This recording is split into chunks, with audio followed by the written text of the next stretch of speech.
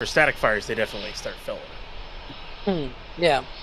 It's for spin primes where we see just a little bit of liquid oxygen and no frost on the methane tank, and that is not because they don't load methane, it's just because they only load the transfer tube and also the common dome. So we don't see, the frost line rising to the point of actually seeing that. But we hope at least today we're gonna see that frost on the methane tank, because that means it is gonna be a 33 NG static fire. Fingers crossed.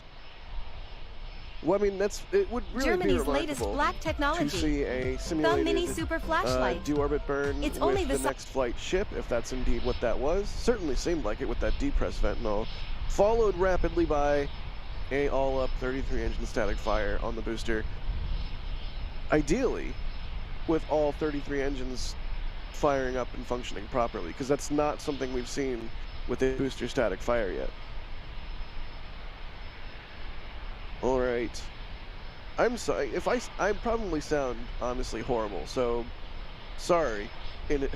I guess not in advance, but sorry, chat, if I sound like I'm dying. I'm just sitting over here with a stuffy nose because of a dog that's constantly licking my face. Can you please chill? She has no chill. Justin Glenn, thank you for becoming a Red Team member. Ken, thank you for the store purchases. They say, hey, Joe A., little something to go in your office. Yes, I know it's late for your birthday. And for Morgan to remember our trip to BC. Happy birthday, Bob. But he put his name as Ken. Okay, either way, you got your shout out. Thank you for grabbing stuff from the store. What else did they get? I have no idea what I just read. I feel like it's a coded message. Someone has a one-time pad somewhere and is like figuring out that they need to. I don't even know anymore. Thank you for the store purchases, Ken. Bideford, hey Bideford. Thank you for the generous tip. They say, what better way to end 2023 than with a double star-based static fire today?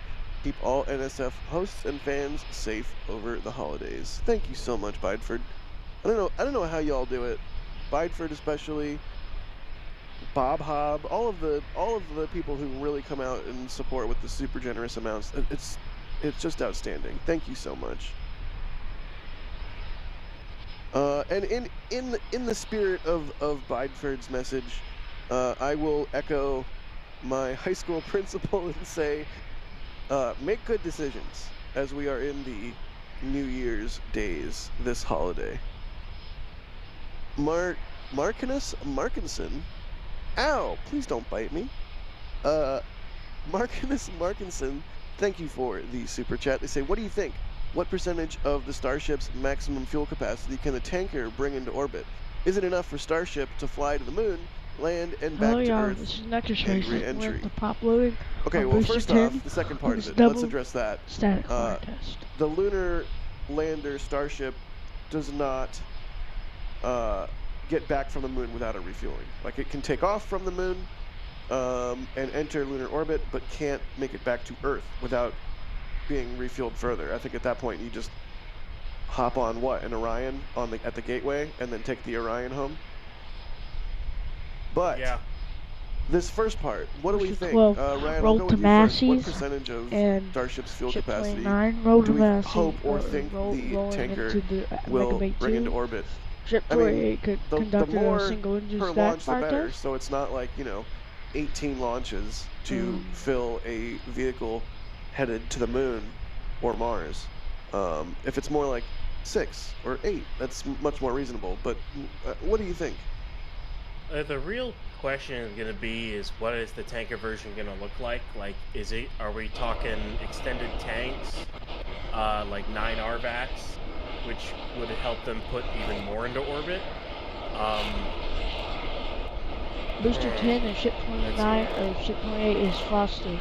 The two dynamic duos are frosted. It depends on how stretched the ship is and how much they actually put in. Yeah, that makes sense. This frost on the booster is really rising fast. Let's keep our eyes now on that methane tank, because we could see frost on it here momentarily. Alex, What are you thinking right now, buddy? Well, we are about 10 minutes into the propellant load, and we're seeing already maybe 3-4 rings of the liquid oxygen tank loaded. That's quite awesome, because I don't think that was the same pace that we saw the last time. That would be that would mean the liquid oxygen tank gets loaded in less than 1 hour. Yeah, that's kind of what I'm thinking here. Is do you think what we're seeing right now is a faster load due to all of the tank farm upgrades that they've been doing? Are we actually seeing that before our eyes, or am I just getting hyper? Ship 29 is rolling into the high It bay, could be that we that or we're Mega being Bay 2. deceived. That could also be the case. But again, they, as you mentioned, they have added new pumps. They also have new subcoolers. Um, I don't know. It definitely looks it is faster. Um, and I will probably need to go through and actually do the calculations and with the spreadsheets and everything. But definitely could be the case. Yeah.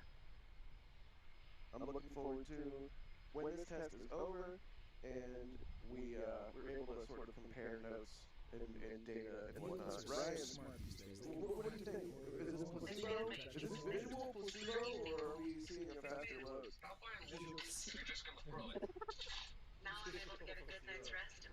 That's a fun way to put it.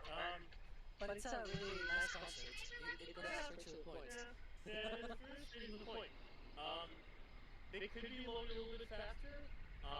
It definitely appears that way. You'd have to kind of go back and see if it is rising faster compared to past tests. But as of right now, we're just gonna have to wait and see if they may not do a faster load until they like do a wet dress rehearsal on this stack. They may wait till then to like use the full capability of the new tech farm. But yeah, we'll just have to wait and see on that. As of right now, I think they're just kind of using. It might be a little bit faster, but not insanely faster.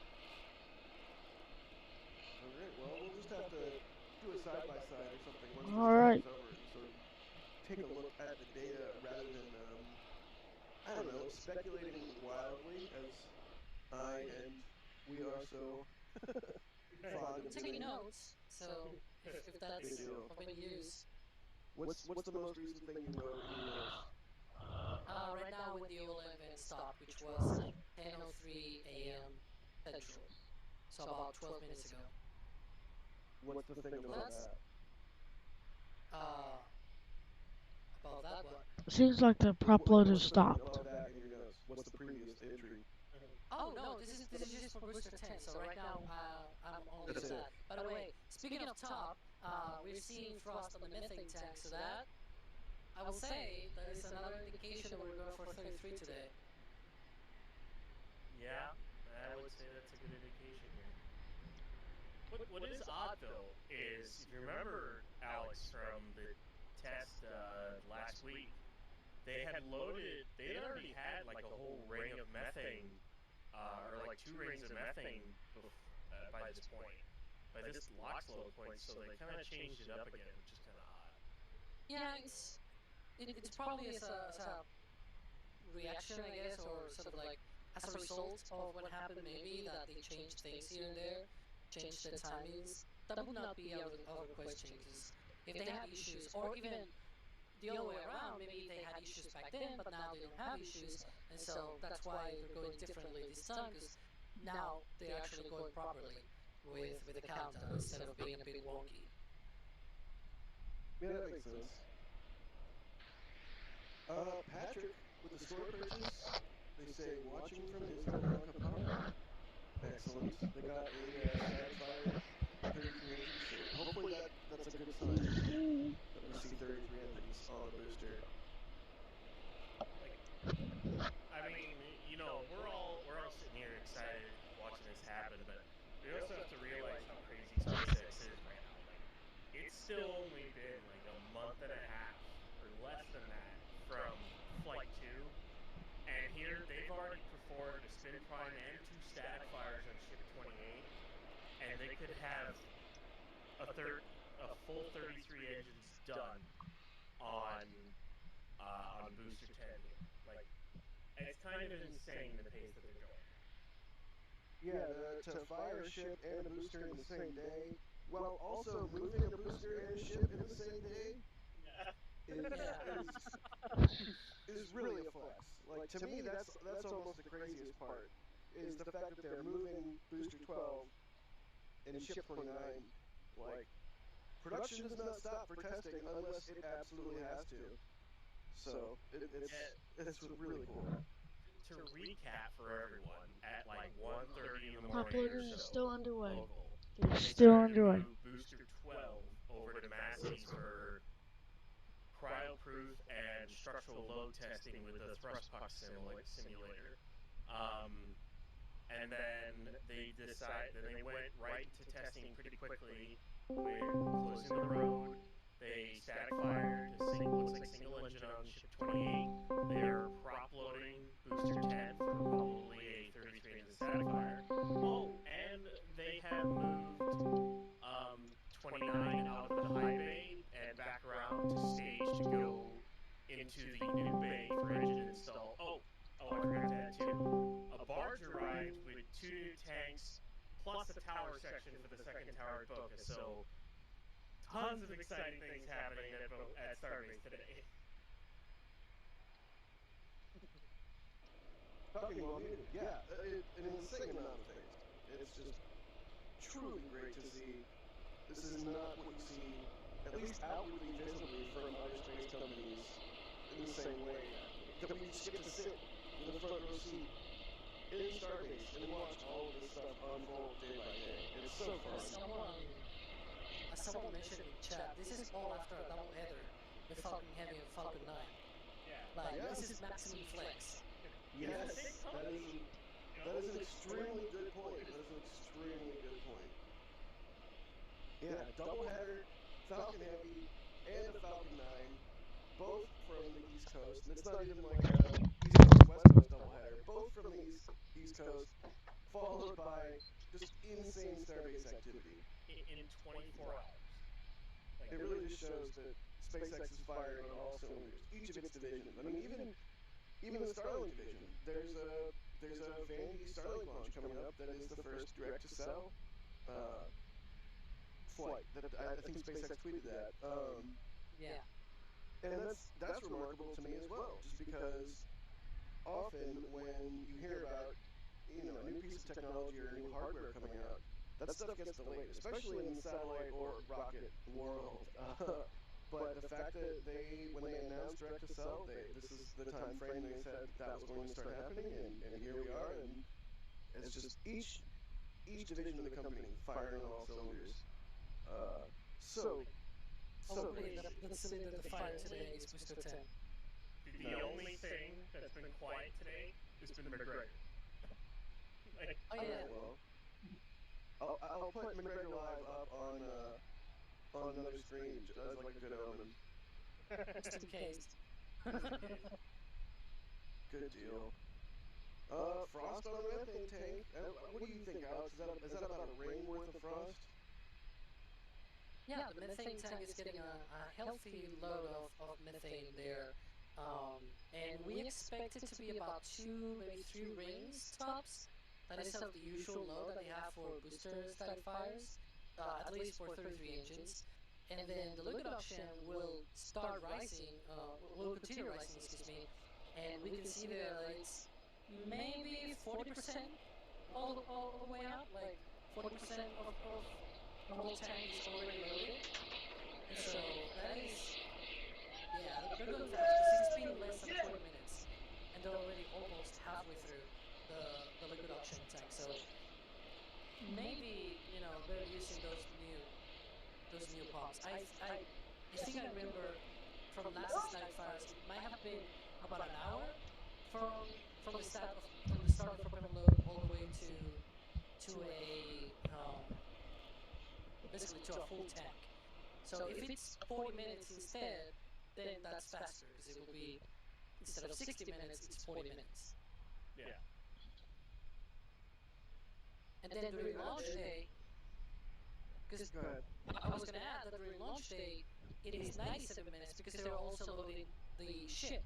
And the same with loading both vehicles is that they don't have separate pumps. Like the same pumps load both the booster and the ship. So when you start loading the ship as well, the rate at which the booster is being loaded, it's decreased. And so it takes about 97 minutes with the old tank farm. Maybe with this new one, if it is, what, maybe 20% faster or something like that, or a third faster, maybe that means instead of being 90 minutes, it is 1 hour for the whole rocket. So that will be very, very interesting and helpful as well, so that we don't have to wait a lot for a launch. That would be really cool. Speaking of really cool, Frost continuing to rise on Booster 10. Almost to the top of the chimes here. Let's see here. Nominal Joe, thank you for the support. They say, where does their fuel come from, and how can they ramp it up to be able to support the hypothetical launch cadence Elon talks about? This is a fantastic question that I have wondered aloud about many times. Right now, all of the fuel and oxidizer are trucked in, as well as nitrogen and helium, and water for that matter. And that, at some point, is a, when it comes down to it, a limiting factor. It takes hundreds of tanker trucks, hundreds of 18-wheeler tanker trucks to fill up one starship. So when you get to the point of having a second tower out there and, ostensibly a second orbital tank farm, or at least a much larger one than we even see now, how do you keep that fueled up? A pipeline of some kind? That makes sense why SpaceX was looking into producing these commodities on site, or at least some of them. But that is no more. So one thing I have, sort of pie in the sky dreamt about. Can you not bark right now, please? Thank you. It's like I'm the most LA person ever, like talking to a dog that can't understand me, like, no barking, please. Anyways, one thing I've speculated aloud about is some sort of natural gas or methane terminal involving the ship channel and a pipeline or an offshore loading point where a tanker ship can just pull up off the coast and connect to a pipeline that goes to Starbase. It's like, who knows? None of this has even been seen in planning documents. This is all just pie in the sky. Wondering about the future logistics of this place and of this particular aspect of the program. Alright.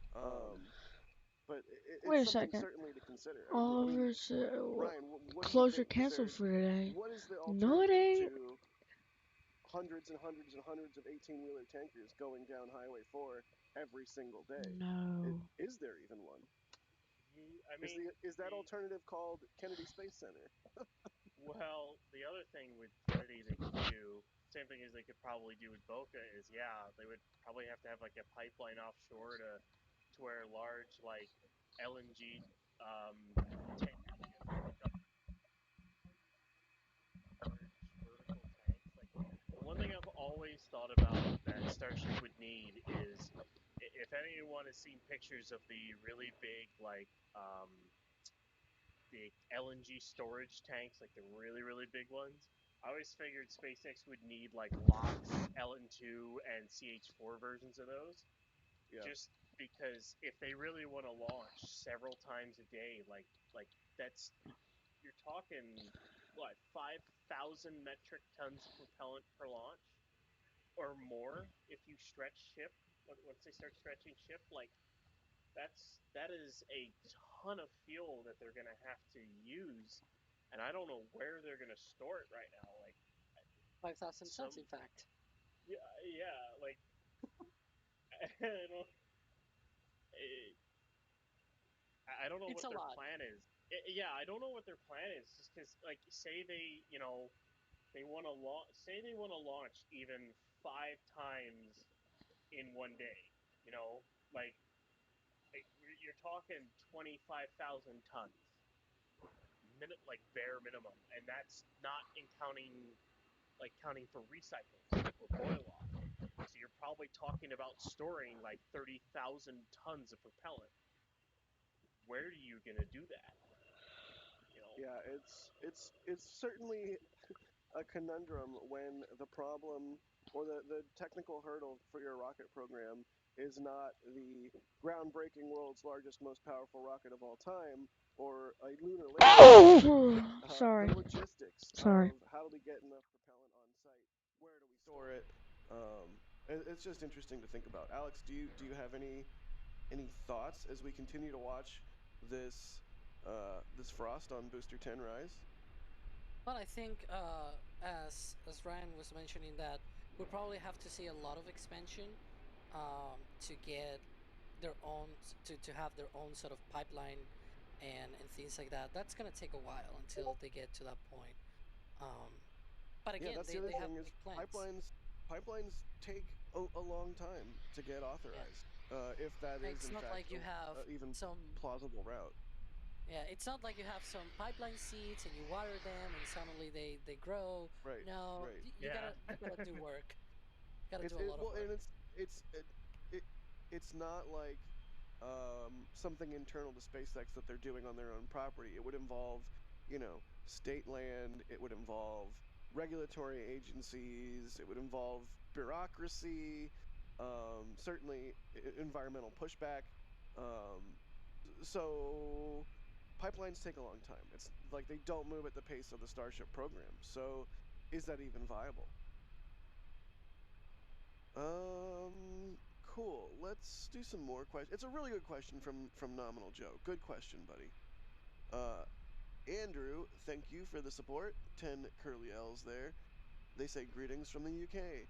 My Wi-Fi is struggling here, so much so that a drone that flew by had a contrail of pixels on it. Here's some cash. Happy New Year. I'm sorry your Wi-Fi is not great. Maybe, hopefully, soon you can get a better connection with Starlink, although I guess that's not necessarily Wi-Fi. I'm blaming your ISP, just arbitrarily. Dean Brilhart, thank you for the support. They say, could you update us on the FAA investigation? Unfortunately, Dean, we're not the FAA. So until we hear anything, really, no. There has not been any updates, unfortunately. Sorry, buddy.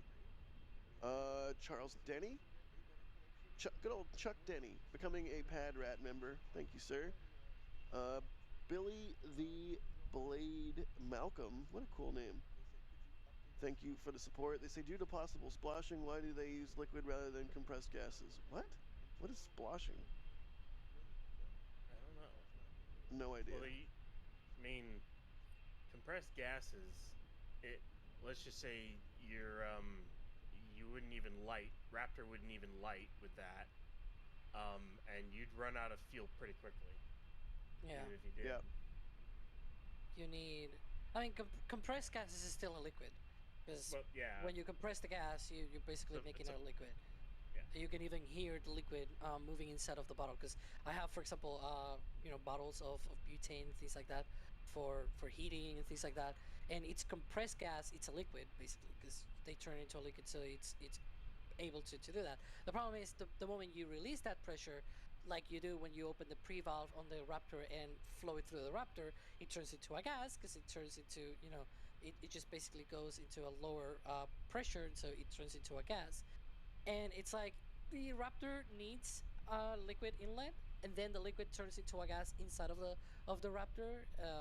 Like that's the whole thing. That's why they have it that way. And also there's a lot of other implications like cooling the engine. It's better if you just have a cryogenic liquid and that is cold, and you just basically flow it through the engine and have it basically taking away all of the heat. That is very neat. And I don't know, like there's a lot of implications there. It's not that straightforward. Yeah. And, we did see potentially sloshing causing issues on Flight 2. So it's certainly something that'll have to be thought about. But you just don't use compressed gases for a rocket. That's just not. You need the density of it. That's the whole point of supercooling the fuels in Falcon 9 and in Starship. It's Yeah. a whole thing. It's a whole thing. MJ Atkinson, thank you for the support. They say it comes from the Methalox cows. I guess technically cows are Methalox if you think about it. Nominal Yeah. Joe, thanks for becoming a Pad Rat member. Gareth Cole also becoming a Pad Rat member. And Anthony Frank Gomez of the Rocket Ranch. Thank you so much, buddy, for the support. They say, looks like I owe Jack $20. We did have a bet about today. They say, thanks for all your work, y'all. It's been a busy day, but starting to feel like it may be the new norm. Watching live from the Rocket Ranch Outpost. Love you all. You're the best, buddy. Thank you so much for all the help and for being an awesome human and for doing everything you do for Rocket Ranch. You do not have to pay me the $20. It was more like making a point, you know, like, I bet $20. I keep your money. Make a nice dinner for the folks at the ranch. Cool. Let's do some more questions as we continue to watch the frost rise. But let's really quickly, those that may have just joined, do a bit of a recap. This morning, very early, Booster 12 was moved to Massey's for cryo testing. Right now, Ship 29 is sort of being moved into the new Mega Bay for question mark. And, of course, this morning we've already had a single engine static fire, or what appeared to be one anyway, no official confirmation on that yet, with Ship 28. Sort of a mirror image of what we saw with the Ship 26 simulated deorbit burn test. Alex, is that fair to say? Yeah, it kind of looked like it. I mean, there's three potential implications, as I mentioned earlier in the stream, that it could be that Ship 28 is actually going to orbit and then doing a deorbit burn. It could be that they're doing a test on Ship 28, but it's actually going to be a future ship that is going to be going into orbit and just using Ship 28 to gather more data about it with an updated version of a Starship, because it's a bit different from Ship 26.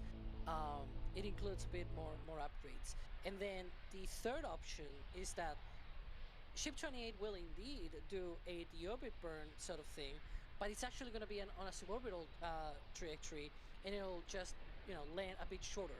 Instead of landing on the Pacific Ocean, it may land on the Indian Ocean. So there's three possibilities there that could be plausible, and I'm thinking that it could be either of those three. I wouldn't strictly say that it is exactly one of them, as with the data that we have right now, at least. Definitely waiting for SpaceX to say anything. Yeah, for sure. Let's see. Dirk, shoot. Thank you for the question. They say, is it just me, or does it suddenly feel like IFT3 is close? That's kind of a funny thing.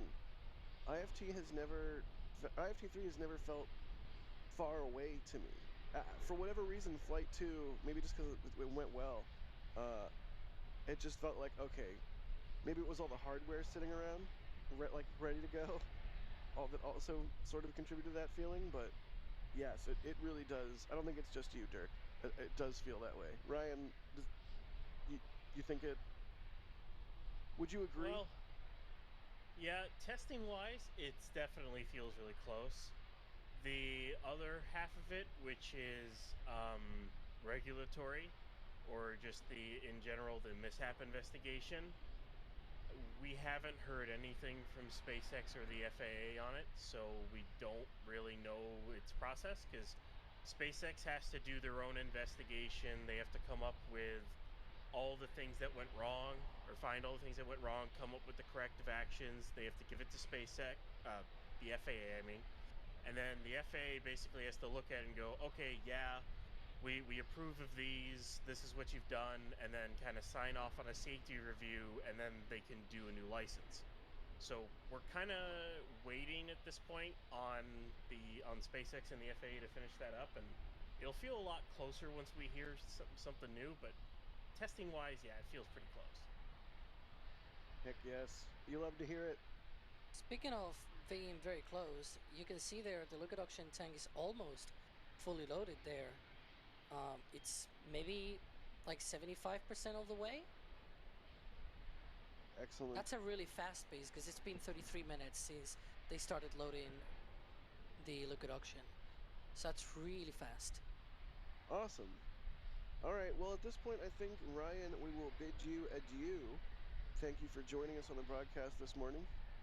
Yeah, thanks, Jack. It's nice to hang out with you and Alex and Chris B earlier, and you can all welcome Trevor to replace me. Indeed. Thanks again. And as you said, we have Trevor Sesnick joining us. Trevor, how you doing? I'm doing great. I'm This is the happy that I best can now Christmas gift say of all of my 2023. comments to I you didn't know on it could fill my stream car tire since for I've been minutes. having It fun inflates in the all your back tires channel. in just one charge. Oh, God. Oh, God. What have we done?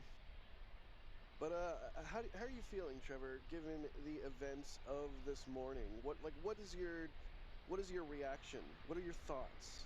Yeah, so I woke up probably about an hour ago now, Oh, and it was can I pretty interrupt just real quick? We have Siren from Mary. ah good interruption. But yeah, it was pretty Yeah, it's blown away really that interesting. yeah, I was pretty blown away that we already had a static fire done by the time I woke up. And then all of the other stuff that SpaceX has been doing, it's just the SpaceX steamroller never stops. And now we have the 10-minute siren too. So looks like in the next 10 minutes we should get a static fire of some number of engines on booster 10 here. Just a few hours after getting a static fire with a ship. I mean, not even really. How long? When was the static fire of the ship, Alex? I think it was at 9 something, 9:20. I had guessed. It was actually 9:19, but I was close. For this one, I was actually saying in the back channels, I think it's gonna be 10:50 or thereabouts. And then Mary said siren, and I'm like, oh well, there you go. Excellent. So All yeah. right. Well, all eyes are now on booster 10, specifically its aft end, so that we can see these Raptors fire up. Super exciting. The good thing Thank you, with Mary, booster testing. for that. Oh, definitely. That was really helpful. Because otherwise we'll have had to rely on my dumb predicting. I guess it's not really that dumb because I actually got right the shape one and the booster I got close, I guess. Yeah, But yeah. yeah. Anyways, I was saying that the good thing with the boosters is that we have a We lot have gotten more the 10-minute siren. a lot more preparation to get ready for the static fire because we see the sort of Mister kind of thing, the detonation suppression system, whatever it's called, right? That is about 25 seconds more or less before the fire, and then we see the deluge system come online about 5 to 10 seconds before the fire. So that's some notice time at least.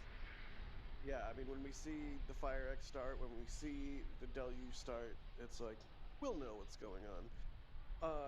Speaking of the Deluge, do we know that it will be used, or do we just suspect that it will be used? Um, yeah, we were pretty confident it will be used. Since we have a siren and the overpressure notice, we know that this is going to be at least a static fire attempt. And for a static fire, they want to protect the OLM as much as possible. So therefore, their deluge plate will be used. Yeah. Makes sense. Elijah Crockett, thank you for the super chat. They say, just want to say hi from Maine, and thank you all for what you do to keep us all updated. Absolutely. Thank you, Elijah. And thank you once again to everybody who's been coming out with the support on this stream. It really makes it possible for us to do what we do. We absolutely run on y'all support. So thank you so much for the kind words. We love what we do, and we get to do it because y'all are the best. Speaking of the best, Jerwa also coming out with a super chat. Thank you, Jerwa, so much. One of the OGs, dare I say. They say Mary equals greatest of all time. That is all. No arguments here. Thank you, Jerwa. Okay, Siren. When was that? What time? It was like a few minutes ago. Do we have an exact time? It was 8:30, 10:37. 10:37. Yeah. 10:37. So about what? 5 minutes to go. Yeah, that Oh, there is we go. always OLM vent is back. That means they have loaded all the liquid oxygen now. Yeah, so I think the vents are the better indication at this point. As we've seen in the past, the siren can be not It can used at vary, all, yeah. or it can be like up to 20 minutes. So it's not the best indicator, but at least it's an indicator that they're still go. And then they also have the T-minus 40-second hold, which is always a bit of a pain because it can mess up with the predictions. Yeah, Yeah, that you're an that E-tree hold nightmare. that hold point is definitely tricky. You know, I'm like, I don't want to look away at my other screen to look at questions or like I want to keep my eyes planted on this booster. What were you gonna say, Alex? um, because we're seeing this OLM vent back less than 40 minutes after they started propellant load, or I guess liquid oxygen load on the booster. That's less than 40 minutes to load the liquid oxygen tank. That is amazing. So we did indeed see a faster load. Is that what you're telling me? I mean, I swear I remember it was something like 60 minutes for the previous 33 engine static fires. So that will be maybe 2/3 of the time, so a third faster, I guess. Which will mean if it's 90 for the full rocket, maybe it is about an hour for the full rocket now. I don't know. Maybe we'll see. Yeah, that's quite remarkable That's like if that does prove out. that's approaching Falcon Heavy fuel time, or already quicker than Hmm. Falcon Heavy. That's crazy.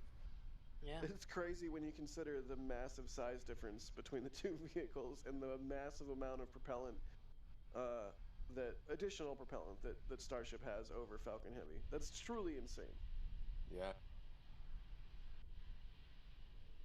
All right, could be moments or just minutes away from a static fire of Booster 10 here in Starbase. Keeping our eyes peeled to see indications that that is imminent, including but not limited to the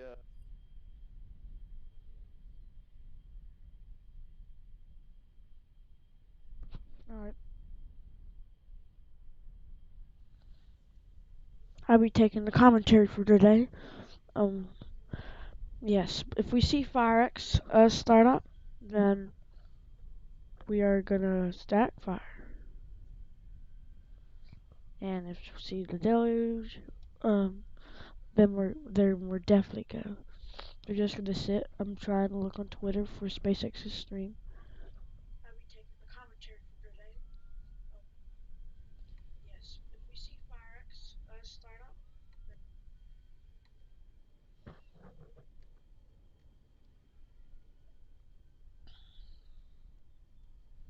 sit. I'm trying to look on Twitter for SpaceX's.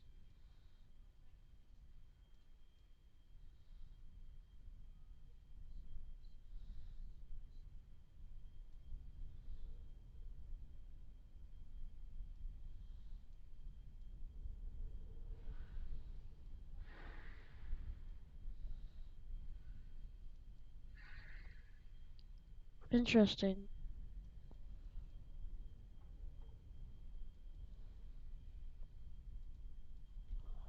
FireX. Get ready for the deluge.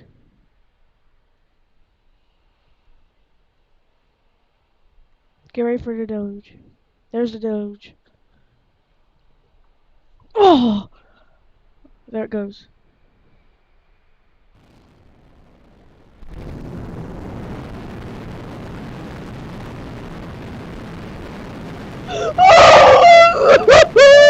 Oh my god!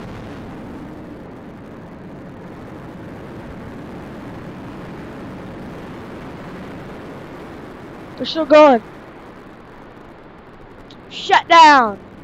Pad safing sequence.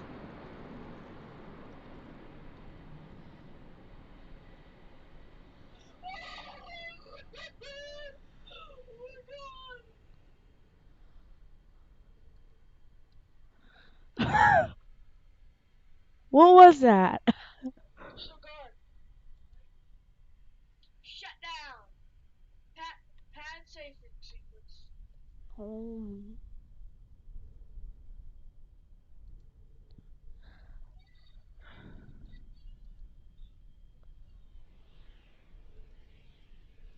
That wasn't definitely a static fire test.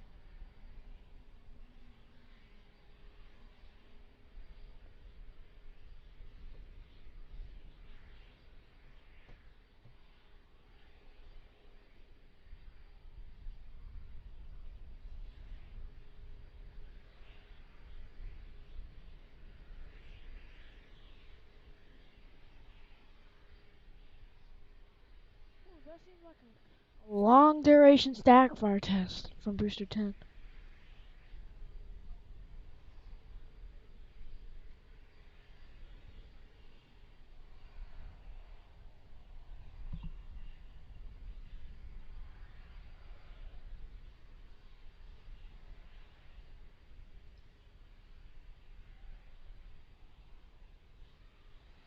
Long duration static.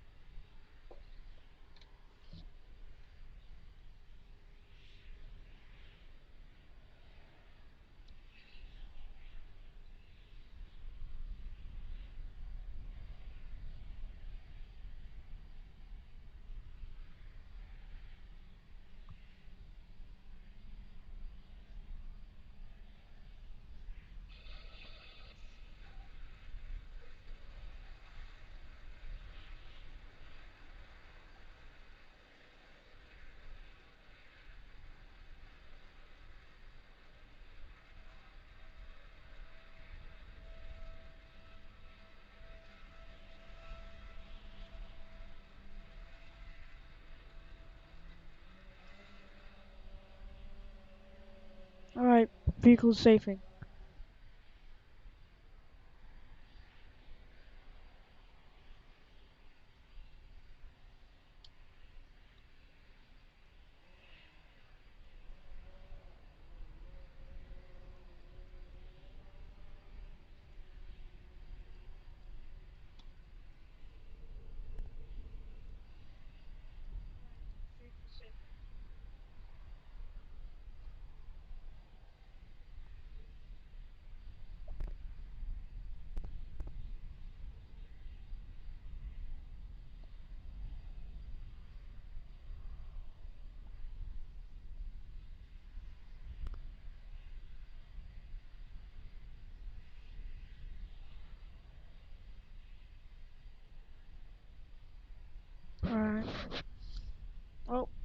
end my coverage for today.